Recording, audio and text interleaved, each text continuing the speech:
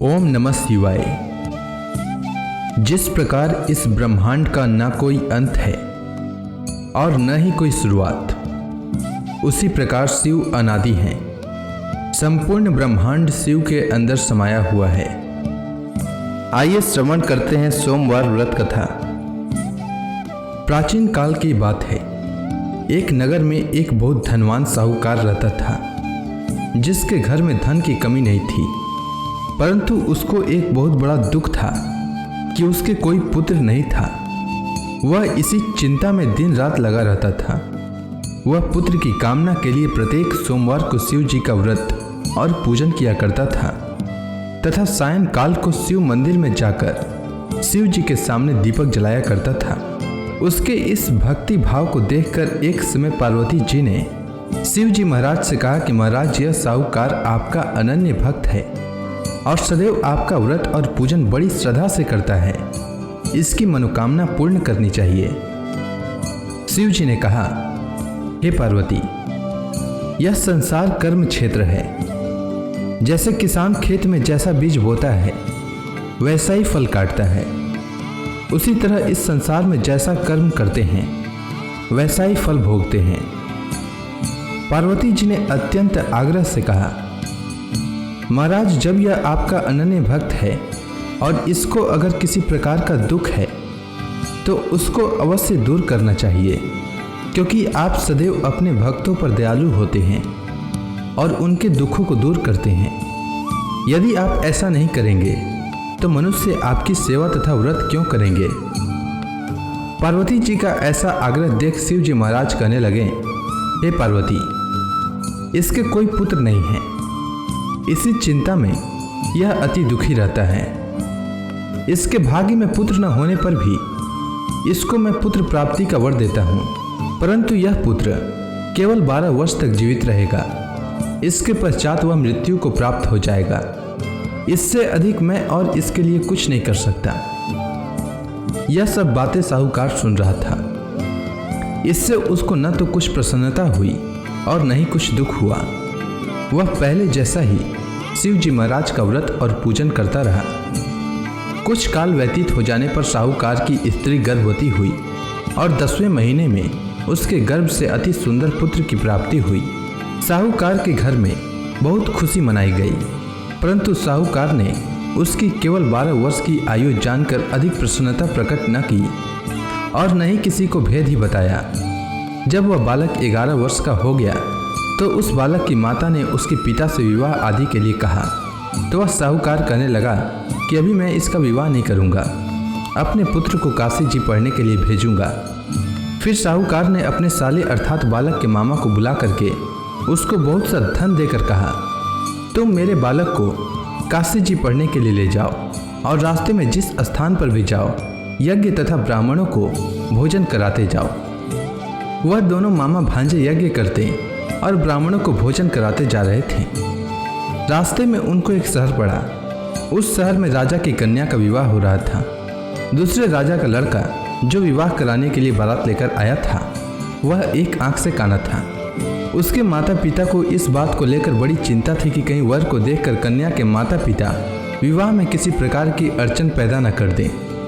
इस कारण जब उसने अति सुंदर सेठ के लड़के को देखा तो मन में विचार किया कि क्यों न दरवाजे के समय इस लड़के से वर का काम चलाया जाए।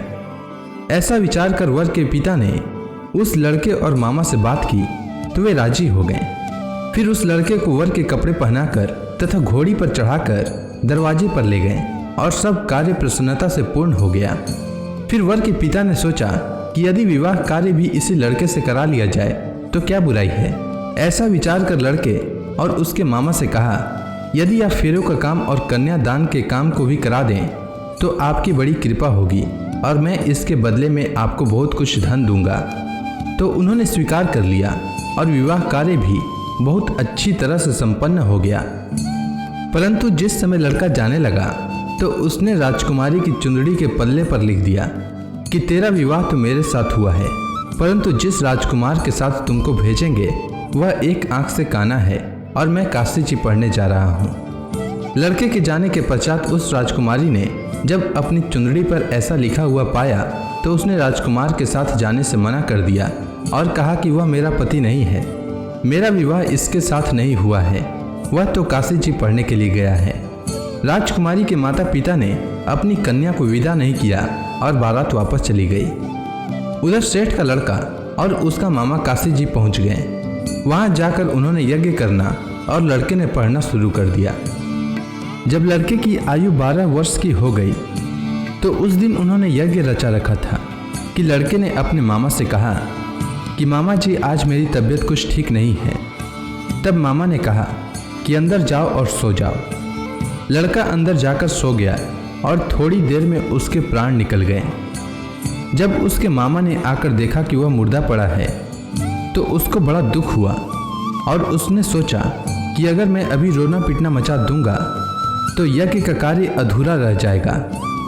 अतः उसने जल्दी से यज्ञ का कार्य समाप्त कर ब्राह्मणों के जाने के बाद रोना पीटना आरंभ किया। संयोगवश उसी समय शिव पार्वती जी उधर से जा रहे थे। जब उन्होंने जोर जोर से रोने की आवाज़ सुनी तो पार्वती जी कहने लगी कि महाराज कोई दुखिया रो रहा है, उसके कष्ट को दूर कीजिए। जब शिव पार्वती ने पास जाकर देखा तो वहाँ एक लड़का मुर्दा पड़ा था। पार्वती जी कहने लगी कि महाराज यह तो उसी सेठ का लड़का है जो आपके वरदान से हुआ था। हे महाराज, इस बालक को और आयु दीजिए, नहीं तो इसके माता पिता तड़प तड़प कर मर जाएंगे। पार्वती जी के बार बार आग्रह करने पर शिव जी ने उसको जीवन वरदान दिया और शिव जी महाराज की कृपा से लड़का जीवित हो गया। शिव जी और पार्वती जी कैलाश पर्वत पर चले गए। तब वह लड़का और मामा उसी प्रकार यज्ञ करते तथा ब्राह्मणों को भोजन कराते हुए अपने घर की ओर चल पड़े। रास्ते में उसी शहर में आए जहां उसका विवाह हुआ था। वहां पर आकर उन्होंने यज्ञ आरंभ कर दिया तो उस लड़के के ससुर ने उसको पहचान लिया और अपने महल में ले जाकर उसकी बड़ी खातिर की। साथ ही बहुत से दास दासियों सहित आदरपूर्वक लड़की और जमाई को विदा किया। जब वह अपने शहर के निकट आए तो मामा ने कहा कि मैं पहले तुम्हारे घर जाकर खबर कर देता हूँ। जब उस लड़के का मामा घर पहुँचा तो लड़के के माता पिता घर की छत पर बैठे थे और यह प्रण कर रखा था कि यदि हमारा पुत्र सकुशल लौट आया तो हम राजी खुशी नीचे आ जाएंगे, नहीं तो छत से गिरकर अपने प्राण खो देंगे। इतने में उस लड़के के मामा ने आकर यह समाचार दिया कि आपका पुत्र आ गया है, तो उनको विश्वास नहीं हुआ। तब उसके मामा ने शपथ पूर्वक कहा कि आपका पुत्र अपनी स्त्री के साथ बहुत सारा धन लेकर आया है। तो सेठ ने आनंद के साथ उसका स्वागत किया और बड़ी प्रसन्नता के साथ रहने लगे। इसी प्रकार से जो कोई भी सोमवार के व्रत को धारण करता है अथवा इस कथा को पढ़ता या सुनता है उसकी समस्त मनोकामनाएं पूर्ण होती है। उम्मीद है आपको सोमवार व्रत की कथा अच्छी लगी होगी। अगर आपको यह वीडियो अच्छी लगी हो तो कमेंट सेक्शन में ओम नमः शिवाय लिखना न भूलें। धन्यवाद।